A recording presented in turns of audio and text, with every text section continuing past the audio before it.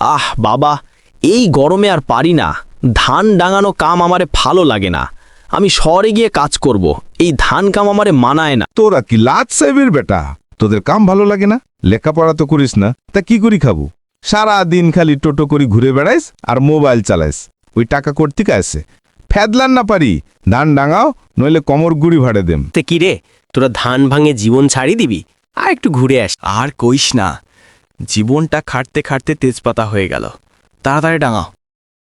হা হা, ও কলিমুদ্দি চাচা, তোমার এই দুইটা সার কি ধান ডাঙ্গাবার পাওছে? কাল দেখনু ব্রিজের তলে দুইজন দুইটা সিগারেট নিয়া ফক ফক করে ধোয়া গের করে কি টান টানছে। এগুলো কি তোমরা দেখেন না?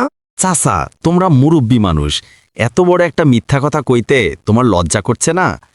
তোরা কাটা ঘাওয়া নুনের সিটে দেবার আলছেন বে। তোরা মানুষটা মোটেও ভালো নন।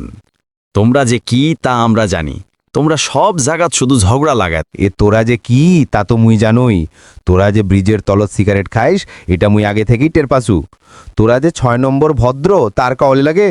তোরা তো দুইটাই শয়তানের ওস্তাদ। আব্বা, তোমারতে আর একটা টাকাও নিবার নেই। প্রয়োজন বোধে শ্বশুরবাড়ির থেকে যৌতুক নিয়ে বিড়ি খামু। তোমার মতন বাপের কাছ থেকে আর একটা টাকাও নিবার নাই। ওই চৌধুরীর বেটা দিনে 5 প্যাকেট সিগারেট টানে, বাইক চলে বেড়ায়, তা ওর বাপ কিছু কয় না। তোমরা ইল্লা সারাদিন খুলি বকবক করেন। যৌবন বয়সে তোরা কি ভালো আছেন? হাইরে, এই জন্যে মোর বউ মুখ কষলো।